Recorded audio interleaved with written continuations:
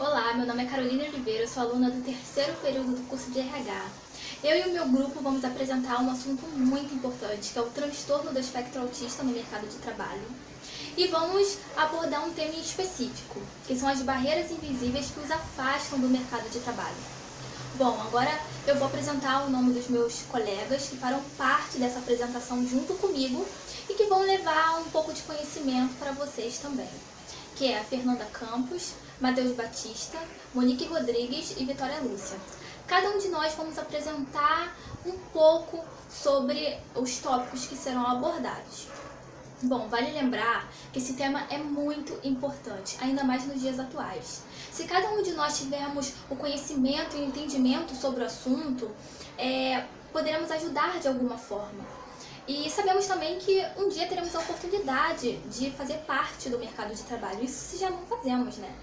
Então, caso eu e você tenhamos a oportunidade de trabalhar, né, de conviver com um autista, saberemos tratá-lo da melhor forma e saberemos da importância dele dentro da organização. Então agora vamos entender um pouco mais sobre os temas abordados, né? E vamos dar início à introdução. Eu vou ler um pouco para vocês sobre o que é a introdução e depois eu vou ler para vocês o que é o TA e vou explicar tudo direitinho, tá bom? Então, a introdução. O processo de inclusão de pessoas com transtorno do espectro autista, o TA, no mercado de trabalho, apresenta dificuldades e descontinuidades, além das restrições ao autismo, como as limitações na comunicação, na socialização, comportamentos repetitivos e problemas no aparato sensorial. Outras barreiras são enfrentadas por esse grupo de cidadãos. Veremos no decorrer da palestra alguma dessas barreiras. O que é o TA? Transtorno do espectro autista, TA, é uma disfunção neurológica cujos sintomas englobam diferentes características como dificuldade de comunicação por deficiência no domínio da linguagem, dificuldade de formar o raciocínio lógico e dificuldade de socialização, além de prejuízos a respeito do desenvolvimento de comportamentos restritivos e repetitivos. O que é o TA? Os sinais mais óbvios do transtorno do espectro autista tendem a aparecer entre 2 e 3 anos de idade. Em alguns casos, ele pode ser diagnosticado por volta dos 18 meses e, de acordo com os estudos recentes, o autismo seria 4 vezes mais frequente em pessoas do sexo masculino. Então, o que é o TA? O TA é uma disfunção neurológica onde faz com que as crianças tenham dificuldade de falar, de formar frases, de se relacionar com as outras pessoas. E os estudos comprovam que o sexo masculino, né, é o que tem mais, né? Nascem mais com TA. Isso não quer dizer que as meninas não tenham TA, mas nos meninos são mais frequentes, tá? E também é chamado de desordens do espectro autista, né? Porque tem muitas situações muito diferentes uma das outras, que vai do grau mais leve ao grau mais grave, né? Que nós vamos falar isso um pouquinho mais lá pra frente. Mas todas, em menor ou maior, né, graus, né, que a gente fala, estão relacionados com as dificuldades de comunicação e relacionamento social. Eu sou a Vitória, aluna do terceiro período do curso de RH, e eu vou falar sobre os graus do TEA. Nível 1, que é o leve.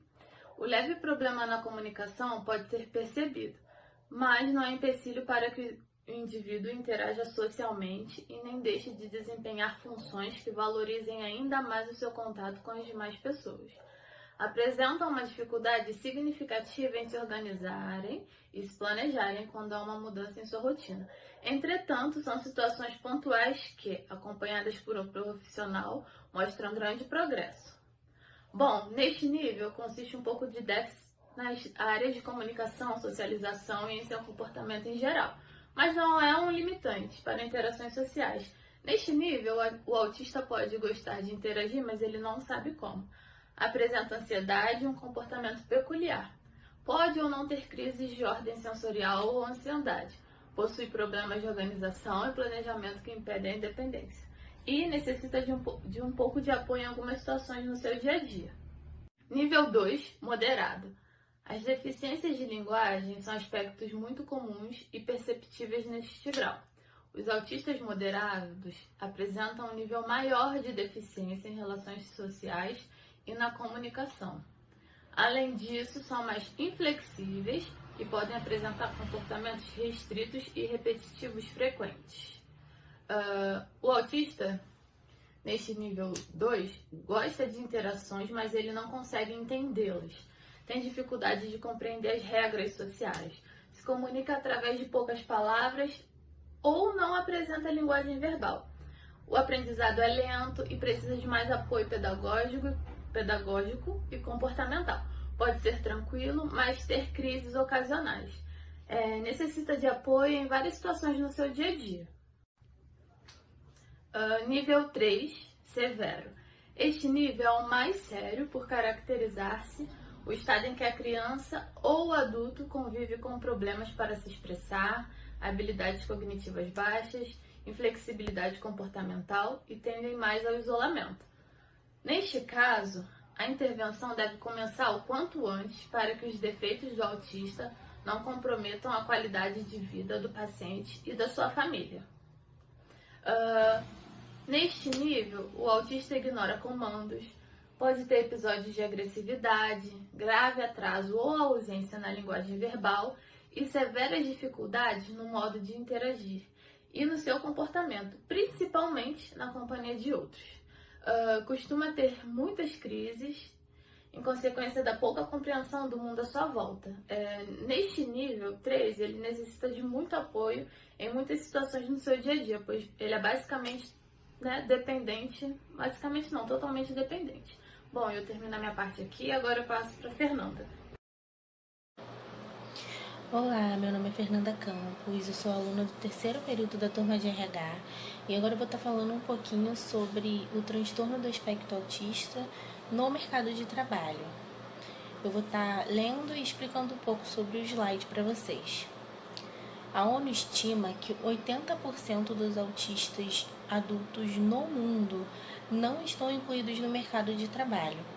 E o aumento da dominância do transtorno do espectro autista gera impactos substanciais na sociedade, gerando argumento motivador para a implementação de políticas públicas para a inclusão dessas pessoas. No Brasil, atualmente, inexiste índice ou avaliação para o número de pessoas com autismo. Algumas possibilidades a serem exploradas para benefício do grupo dessas pessoas seria a criação do Cadastro Nacional de Autista, a criação do Censo Socioeconômico e a criação do Censo de Inclusão. Ainda sobre o mesmo assunto, mudamos de slide agora, eu vou estar lendo e explicando um pouco. A Lei Berenice Viana criou a Política Nacional de Proteção dos Direitos de Pessoa com TEA, que determina o direito dos autistas a um diagnóstico precoce, tratamento, terapias e medicamentos pelo SUS, acesso à educação e à proteção social, trabalho e serviços que propiciem igualdade de oportunidade. Entretanto, o baixo percentual de autistas com atividade profissional e a falta de suporte para sua inclusão trazem a aplicação de políticas específicas para dar a oportunidade a esses indivíduos dentro do mercado de trabalho. Bem, vamos falar um pouco agora sobre a importância dessa inclusão, né? Então, é importante na vida do autista essa inclusão porque ela traz uma melhor qualidade de vida. Ela permite também o desenvolvimento da cultura, do lazer, da educação. Ela promove um aumento na interação social. Ela permite o desenvolvimento da independência financeira. Permite também uma autoestima melhor para esse indivíduo. E o reconhecimento por parte do outro, que traz pela sociedade uma aceitação, sendo vistos como pessoas capazes e produtivas. E apesar de existirem políticas e legislações que garantem a inclusão do autista no mercado de trabalho, eles ainda sentem muita dificuldade para encontrar empregos compatíveis com as suas capacidades. Agora vamos falar um pouco sobre as barreiras a serem enfrentadas. Trabalhadores que possuem TEA e já são empregados também passam muitas das vezes por situações desanimadoras que podem levar à desistência do trabalho. E aí nós colocamos aqui 3 dos principais barreiras que encontramos sobre os portadores do transtorno do espectro do autismo. A primeira delas é o preconceito dos colegas de trabalho. Nem todas as pessoas elas possuem conhecimento sobre as dificuldades do autista, né, sobre as dificuldades que ele possui, e a falta de postura dos colegas e até mesmo do gestor, ela pode gerar um agravo na saúde mental do autista, possibilitando que ocorra no ambiente de trabalho discriminações e perseguições, gerando também a exclusão dos grupos sociais existentes dentro da organização e dificultando a adaptação desse indivíduo no mercado de trabalho. A segunda é a falta de treinamento para esse profissional, né? Muitas empresas elas não possuem estrutura para a implementação do processo inclusivo, mas deveriam estimular a preparação desses profissionais dentro do ambiente de trabalho, principalmente o desenvolvimento das suas habilidades, né? Ou seja, o que eles sabem fazer de melhor. O treinamento sobre as tarefas que vão ser desenvolvidas no dia a dia também é importante para que o autista ele possa sentir segurança e autonomia nesse desenvolvimento das tarefas e assim conseguindo executá-las com êxito. E por último, temos a falta de estrutura das empresas para melhor recebê-los, né? É necessário que haja alterações em termos de estrutura dentro do ambiente de trabalho para receber as pessoas que possuem o transtorno e colaborar para que eles se sintam confortáveis em desenvolver as suas tarefas do dia a dia. E como exemplo, nós damos a estação de trabalho, o mobiliário, a iluminação, o nível de ruído no ambiente, né? Essas são algumas variáveis que podem ser ajustadas para a melhoria da vivência daquele indivíduo no ambiente de trabalho. Mas, infelizmente, grande parte das empresas possuem o ambiente físico inadequado para a adaptação desses indivíduos dentro do mercado de trabalho.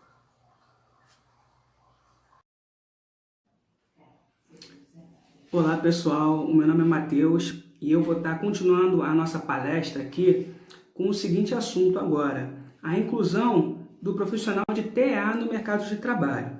Então eu vou ler para vocês o slide e em cima eu vou comentar e explicar para que todos tenham um perfeito entendimento, tá ok? Então vamos lá. Pessoas com TA têm plena capacidade de trabalhar normalmente, mas para isso acontecer precisam existir meios de inclusão a serem inseridos dentro de uma empresa para essa adaptação. Como? Então agora eu vou estar falando para vocês os meios de adaptação que as empresas muitas vezes não têm, e é por isso que se explica também a alta taxa de desemprego das pessoas com TA, porque falta esse aparato. Então a gente vai deixar aqui tanto dicas para essas empresas, quanto que é realmente o que precisa ser feito para tanto diminuir essa taxa de desemprego, quanto também manter o empregado já na empresa com um bom rendimento, tá? Então, o primeiro ponto são programas para a inclusão do TA. O que é isso? São programas nas empresas onde possam, além de treinar, ajudar esse trabalhador a desenvolver as suas principais habilidades e ensinar o mesmo a como se portar no ambiente organizacional. Ali fala em ensinar ele a viver melhor no ambiente organizacional. Muitos ali estão aprendendo agora a ter essa oportunidade, né? Quando conseguem o primeiro emprego. E falta esse aparato, falta muitas vezes a condição de dar um treinamento, porque é um treinamento e um acompanhamento que eles têm que ter. É totalmente diferente, né, de um profissional comum que a empresa esteja precisando. Mas ele pode ser tão bom quanto e até muito melhor do que os funcionários já presentes. Mas ele precisa desse treinamento, dessa capacitação e principalmente o acompanhamento diário da empresa com ele, tá? Então eu vou passar aqui o slide aqui para a gente continuar com os próximos pontos. Os próximos pontos são os seguintes: programas de conscientização das equipes que irão receber o profissional com o TEA. O portador de TEA ele precisa se sentir acolhido e ter suporte para que possa ter um maior desempenho em suas atividades. Isso ajuda tanto a quem está entrando na empresa quanto os que estão dentro. Como é um ambiente de trabalho, de maneira nenhuma pode haver o preconceito por ele ter algum problema, a ser diferente, até porque na realidade ele só tem dificuldade, ele tem mais dificuldade do que outros, mas ele pode ser tão bom quanto ele. Então a empresa, como uma organização geral, ela tem que estabelecer medidas com os seus grupos de trabalho para que haja uma aceitação, um acolhimento. Todos estão ali para manter a empresa funcionando e com ele não vai ser diferente. Mas tem que ter essa conscientização das equipes dentro da empresa, e isso passa muito pela liderança, né? Que ele que vai fazer toda essa checagem, como está indo o profissional dele, se ele está sendo bem tratado, se ele está sofrendo algum tipo de preconceito lá. Ele só tem mais dificuldade, mas ele pode, com certeza, muitas das vezes, ele é tão capacitado quanto os que já estão lá. Então é para isso que servem esses programas de conscientização das equipes, para que evite o preconceito e se forme uma família dentro da empresa. E o último aqui em questão é o ajuste nas condições ambientais, né? Que é um dos pontos mais importantes também e que falta na maioria dessas empresas e por isso o índice tão alto de desemprego. Vou ler agora para vocês. Como o nível de iluminação e ruídos e organização de tarefas para a construção das rotinas adaptadas. Isso daqui é exatamente o que falta, como a gente já viu, os 3 tipos de grau de TEA, cada grau possui uma dificuldade diferente. E muitas das vezes a empresa acaba contratando, mas não tem a condição de dar um bom ambiente de trabalho para esse profissional. Ela tem até uma boa equipe, ela tem uma boa liderança que vai o acolher, mas ela não tem o físico, vamos dizer assim, um ambiente físico para que ele possa desempenhar uma grande atividade, uma boa atividade, perdão. E aí como é que fica? Muitas das vezes as empresas até têm interesse em contratar, mas aí por falta do capital, né? Que também às vezes falta para a empresa não poder investir em ambiente para contratar um funcionário dele, eles acabam deixando passar essa oportunidade. Mas uma empresa que se preze, e nós estamos passando por um momento muito difícil, que nós que já temos nosso emprego, passamos por dificuldade num período como esse, imagina as pessoas com TEA, né? Então o que a gente espera também, eu pelo menos no caso, que quando essa pandemia, toda essa história acabar, que haja um pouco mais de conscientização das pessoas para com o próximo, de modo que eles possam tratar alguém com TEA por igual, sem discriminar cor, raça, sexo, se alguém é diferente de você, porque essa conscientização é o que está faltando na realidade. Às vezes a pessoa tem tudo isso que eu já citei aqui e não contrata esse tipo de profissional, né? E isso é uma coisa muito chata, mas a gente espera que quando isso tudo acabar, e se Deus quiser vai, que as empresas possam olhar para o seu próximo, para aquela pessoa que entrar pela porta, e ele já reparar que é diferente, que ele trata ele com cortesia, e que ele consiga moldar aquele profissional como ela moldou os outros que já estão lá. Esse é o principal. Eu agradeço a atenção de todos e agora nosso trabalho vai seguindo. Olá, meu nome é Monique, eu sou estudante do 3º período do curso de Gestão de Recursos Humanos da UniAbil e vou estar dando continuidade ao trabalho do meu grupo. Anteriormente, o meu colega Matheus abordou sobre o tema inclusão no mercado de trabalho. Agora eu vou estar dividindo com vocês que as empresas também ganham com essa inclusão. É claro, nós sabemos das dificuldades, sabemos também das limitações do autista para estar ingressando no mercado de trabalho, mas eles também podem trazer muitos benefícios para as empresas. E alguns deles são amigáveis à rotina e ao cumprimento das regras. Ou seja, eles têm uma dificuldade, sim, inicialmente de criar uma rotina, mas a partir do momento que essa rotina é criada e trabalhada, eles conseguem trabalhar com excelência. assim como conseguem também efetuar o cumprimento das regras apresentadas para eles. Eles apresentam menor taxa de atraso e pausas no trabalho. Bom, eles são minoria apresentando atraso, pausa no trabalho e também faltas injustificadas. Eles perdem menos tempo com conversas paralelas e isso é sinal de foco. A partir do momento que é entregue um trabalho, eles focam no trabalho e deixam de efetuar pausas desnecessárias, efetuar conversa paralela, eles acabam focando realmente no que foi proposto. Podem apresentar uma excelente memória. Bem, na verdade, eles normalmente apresentam uma excelente memória. Eles conseguem sim esquecer de algumas coisas básicas e bem simples para algumas pessoas, mas também conseguem lembrar de bastante coisas específicas e bem complexas. Eles preferem ambientes visualmente organizados. E quando a gente fala de ambiente organizado, a gente fala de melhoria para o colaborador, para o setor e para a empresa. Até porque trabalhar com organização é fundamental. E para finalizar, eles gostam de completar tarefas. A questão de completar tarefas tem a ver com o foco e com a determinação. A partir do momento que é determinada um trabalho para eles, eles realmente focam em desenvolver, finalizar e entregar com excelência esse trabalho. Bom, agora chegamos à conclusão do nosso trabalho. E o mercado de trabalho para um autista, ele é um pouco complicado, nós sabemos bem disso. Sabemos que tem a questão da discriminação, a falta de conscientização e a adaptação, que também não é um processo muito fácil. Porém, a maioria das empresas não apresenta nenhuma condição e nenhuma preparação para esse tipo de inclusão. Além de não apresentarem nenhuma oportunidade em condições adequáveis para o autista, as vagas também apresentadas são vagas que não são atraentes, não são vagas atrativas, são vagas de baixa qualidade e de pouca quantidade. Existem inúmeros benefícios, como eu disse anteriormente, em ter um autista no mercado de trabalho. Mas para isso a gente precisa sim quebrar esse preconceito, colocar em prática a conscientização e a adaptação para que essas pessoas possam sim fazer parte do mercado de trabalho.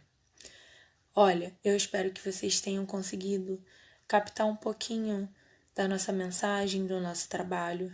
Espero que vocês tenham entendido sobre a inclusão, sobre a importância da conscientização e sobre a importância também da adequação. A oportunidade, ela deve sim ser para todos. Eu vou estar dividindo com vocês agora um vídeo de uma entrevista. Eu tive o prazer de entrevistar o Roberto Mendes.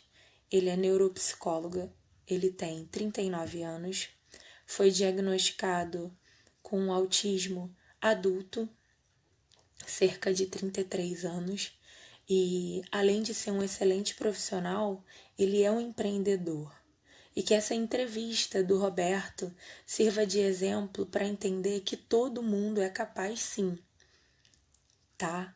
Obrigado pela atenção de todos. Roberto, Tudo bem. contando essa entrevista, e eu gostaria que você contasse um pouquinho para a gente, tá? Que você dissesse suas informações, tá bom?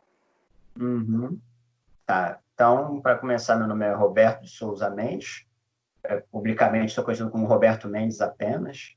Eu sou neuropsicólogo, né, formado em graduação de psicologia, pós-graduado em neuropsicologia, psicologia hospitalar, saúde mental e ABA. São 4 pós-graduações que eu tenho, fora os cursos de extensão em psicopatologia da criança e do adulto, transtornos e outros perfis de terapia, além de terapia transpessoal, que é a vertente terapêutica que eu uso para trabalhar. Eu também sou formado como técnico de enfermagem, trabalhei 7 anos antes de me formar como psicólogo, e hoje eu trabalho como autônomo e sou sócio de uma microempresa onde nós administramos diversos consultórios. Sou casado, tenho 39 anos e sou casado há 13 anos. Perfeito. Deixa eu te fazer uma pergunta. Qual é o seu grau de transtorno? Eu sou autista leve e fui diagnosticado aos 33 anos, se eu não me engano. Na época, eu fui diagnosticado como uma síndrome de Asperger, e aí foi se desenrolando a história, mas se tivesse sido talvez diagnosticado na infância, talvez eu passaria pelo autismo leve fora do Asperger. Perfeito. E vem cá, você já trabalhou em alguma organização? Eu trabalhei para a Mil, o plano de saúde Amil, ele tem os hospitais deles, né? Eu trabalhei 7 anos como técnico de enfermagem para a Mil. Consegue dividir comigo como foi um pouco dessa sua experiência em uma organização? Eu digo a nível de entrevista, processo seletivo, como é a sua relação com o seu gestor, com os colegas de trabalho e principalmente como era o seu ambiente de trabalho. Ok. Bom, a entrevista, a parte de seleção, sempre foi uma coisa muito fácil para mim, porque eu sempre me coloquei numa posição de fala muito formal, né? Muito alinhada. Então, quando eu fazia entrevistas, eu acabava usando as expressões e as falas que eles queriam ouvir, da forma como se deveria usar. Além do fato de eu sou filho de um administrador de empresas, então meu pai me montou, entre aspas, né? E minha mãe também foi secretária e por muitos anos, então eles me prepararam para situações como essa. Mas as entrevistas e os processos seletivos sempre foram muito fáceis para mim. Eu sempre me destaquei com uma certa excelência. E aí, quando eu fui contratado pela Mil, eu passei por essa questão de adaptação, e aí sempre foi muito difícil o período de adaptação para mim. Os 3 famosos primeiros meses de trabalho sempre foram muito intensos e tensos, e eu sempre tive problemas. No meu primeiro trabalho como técnico de enfermagem, inclusive, eu enrolava tudo, eu não lembrava das técnicas nenhuma. Né? E aí eu fazia tudo errado, mas as pessoas achavam muito interessante pelo fato de eu ser muito esforçado. Então, no contexto até dos colegas, havia muita paciência e, ao mesmo tempo, estranheza, porque eles achavam muito estranho eu não saber coisas básicas e, de repente, lembrar de coisas complicadas. E aí, com o passar do tempo, foi também se tornando interessante, porque, por exemplo, como técnico de enfermagem, a gente tem acesso maior ao paciente. E aí, os médicos, quando começavam a fazer as avaliações deles, eu gostava de acompanhar. Eu sempre trabalhei em CTI. Naquela época, eu só trabalhava em terapia intensiva, porque eu achava muito mais fácil de aprender e o dinamismo era muito mais bem-vindo para mim. Então, como eu também sou hiperativo, eu não ficava parado, então estava sempre perto dos médicos. Então, comecei a adquirir uma condição de trabalho diferenciada, porque eu era o único técnico de enfermagem nos plantões que sabia como controlar o respirador do paciente, quais eram as medicações mais favoráveis para as situações, e eu conseguia prever a queda de consciência e de saturação. Então, às vezes, eu ajudava o médico a prevenir uma situação pior. E já conseguia, devido a essa questão, né, de observar muito, aprender a parte mais complicada, eu conseguia, junto com os médicos, também evitar uma parada cardíaca. Só que, ao mesmo tempo que eu sabia as coisas complexas, as coisas simples eu esquecia. E aí eu começava a esquecer de como forrar a cama, de colocar coisas simples, como, por exemplo, o rótulo da medicação que está sendo aplicada, eu não botava. Às vezes eu esquecia como é que se diluía a medicação, e as pessoas achavam muito estranho. Então, os colegas tinham uma paciência e uma estranheza muito grande. E a parte da chefia, da coordenação, eles achavam muito peculiar, porque eu ouvia, eu prestava atenção, eu era muito subserviente. Mas na hora de aplicar, eles viam que me atrapalhava com as coisas. Então, eles ficavam em cima. Mas eles viam a minha dedicação, então eles entravam em acordo. Eu sempre pedia para entrar em acordo para eu poder trabalhar melhor.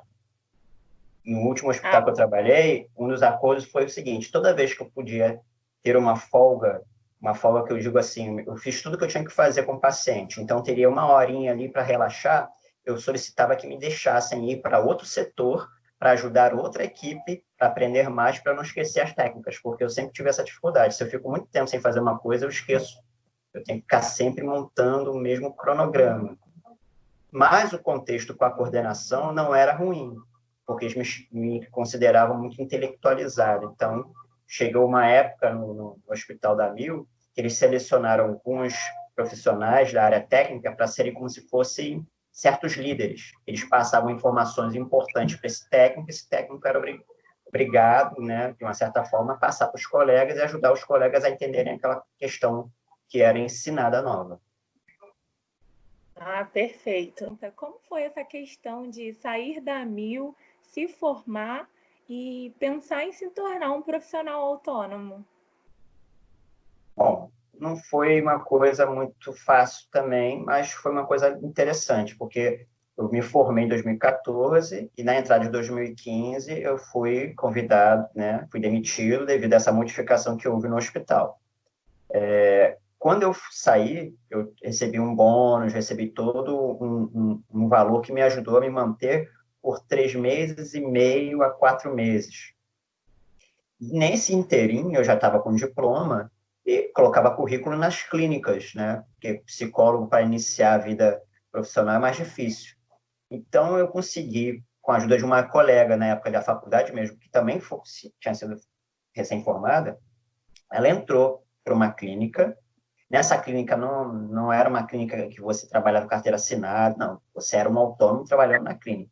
Só que quando ela entrou na clínica, uma semana depois, ela foi chamada para um concurso para o qual ela já tinha realizado no final de 2014. E aí, como ela foi chamada, ela lembrou de mim, né, que era uma brincadeira nossa. Nós éramos os 2 melhores da turma, em nível de conhecimento e de nota. Então, ela falou assim, se eu for embora, eu tenho que colocar alguém tão capaz quanto eu. Então, ela conversou com a chefe, deu o meu currículo, e 2 dias depois que ela deixou o currículo e foi embora, eu fui chamado. E aí eu comecei literalmente, a atender na semana seguinte. Então, com 4 meses de formado, eu já estava atendendo. A experiência foi, assim, um pouco intensa, né? Foi tanto que disparou alguns gatilhos no meu caso. Inclusive, a minha fotofobia foi a um nível muito maior. E eu passei a usar muito mais óculos escuros naquela época até hoje. Porque eu atendi os pacientes, o nível de concentração tinha que ser extremamente grande, porque naquele período eu entendia que eu não podia ser como era o técnico, que esquecia das coisas, eu tinha que lembrar o máximo. Fora que eu tinha que prestar atenção no paciente para ler o paciente. É uma coisa também que eu já tinha um hábito desde criança, mas dessa vez com uma questão mais técnica.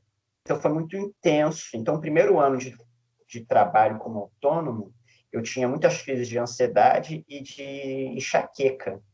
Eu tive, inclusive, no meio do ano de 2015, mais ou menos, em junho e julho, eu tive 3 gastroenterites consecutivas no mesmo mês. Em 30 dias, eu tive 3 crises de gastroenterite. Caramba. E, assim, eu fui, aos poucos, me permitindo, aí eu também, como eu tenho essa questão, quanto mais conhecimento eu fico mais à vontade, foi justamente nessa questão tensa que eu estudei muito. Então, no primeiro ano de formado, eu fiz para mais de 10 cursos livres para poder me sentir mais adequado. E aí, no final de 2015, eu já estava mais adaptado. Caramba, muito bacana. Olha, Roberto, eu quero agradecer, tá, a sua participação. Muito obrigada. Tá? Você tem um conteúdo currículo fora do normal. Eu vou encerrar a nossa gravação aqui, tá bom? Ok, tá bom.